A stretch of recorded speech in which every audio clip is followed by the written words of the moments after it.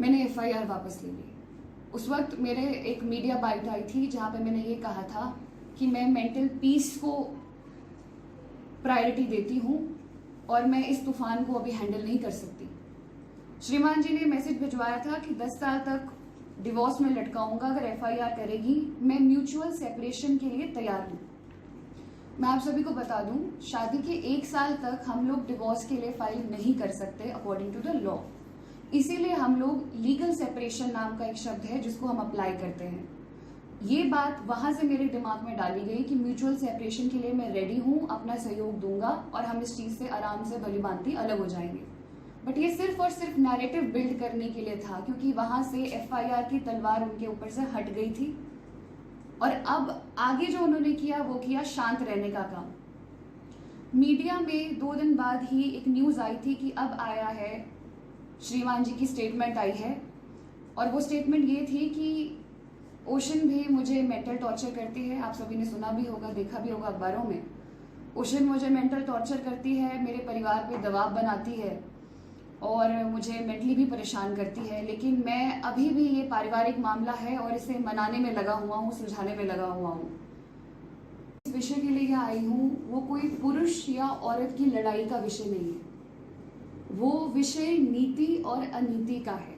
वो विषय मेरे साथ इतने समय में हुई अनीतियां, इतने अत्याचार, इतना आतंक, इतना अन्याय, उन विषयों को लेके।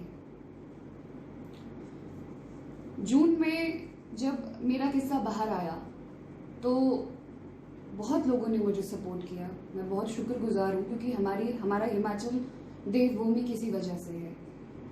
यहाँ लोग औरतों की पीड़ा को समझते हैं। यहाँ लड़कियों को देवियों की तरह पूजा जाता है। लोगों ने बहुत समर्थन दिया। लेकिन जिस मोमेंट सिचुएशन ऐसी हुई कि मैंने एफआईआर वापस ले ली श्रीमान जी के अगेंस्ट, उसी मोमेंट नैरेटिव ऐसा बिल्ड हो गया जैसे अच्छाई की जीत हो गई है बुराई पे। जय श्री राम के नारे लगने लगे फेसबुक पे। मुझे गंदी से गंदी गालियां दी गई। त्योहार मनाए गए कि एफआईआर वापस हो गई है तो अब बाजी जीत गए हैं, और उसके बाद तैयारी हो गई सारी की सारी शुरू घर वापसी की। एफआईआर वापस लेने का सबसे बड़ा मेरा कारण 2 थे। पहला कारण, जिस दिन एफआईआर होनी थी उसके 1 दिन पहले श्रीमान जी की बुजुर्ग नानी और इनकी जो चाची, वो दोनों मेरे घर आए। उन्होंने मेरे परिवार से बहुत रिक्वेस्ट करी, वो रोए कि हमारा इकलौता लड़का है, या वो शायद कहना चाहते थे हमारा इकलौता राजनीतिक लड़का है, क्योंकि उनके बच्चे तो और भी हैं।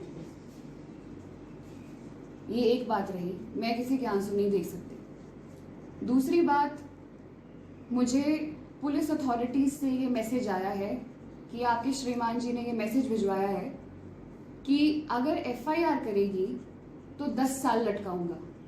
श्रीमान जी लॉ ग्रेजुएट हैं, वो भली भांति जानते हैं कि बातों को किस प्रकार से मैनिपुलेट करना है, साथ ही में राजनेता भी हैं। इन 2 स्टेटमेंट्स को सुनने के बाद कहीं ना कहीं मैं इस तरह की सिचुएशन में आई कि मुझे एफआईआर वापस लेने लगी। मुझे लेनी पड़ी, क्योंकि मैं किसी की रोजी रोटी पे लात मारना, ये मेरे संस्कार नहीं है। बैठकर गौर से देखा है कि मेरे साथ हुआ क्या है, और ये कहानी सिर्फ मेरी नहीं है, मैंने ये भी जान लिया है। इस दौरान में हिमाचल की इतनी बेटियों के मुझे मैसेज आए हैं, इतनी लड़कियों के, इतनी मेरी बहनों के मुझे मैसेजेस आए हैं कि उनके साथ घरेलू हिंसा किस हद तक होती है, उनके साथ क्रुएलिटी किस हद तक होती है, उनके साथ उनके पति या जो इन लॉज हैं वो किस हिसाब से उनको मेंटल टॉर्चर करते हैं, हरास करते हैं।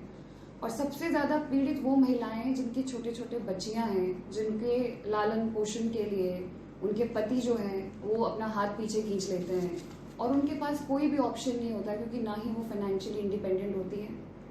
वो महिलाएं सिर्फ और सिर्फ ये सोच के उस घर में रह जाती हैं कि हमारे पास कोई ऑप्शन नहीं है।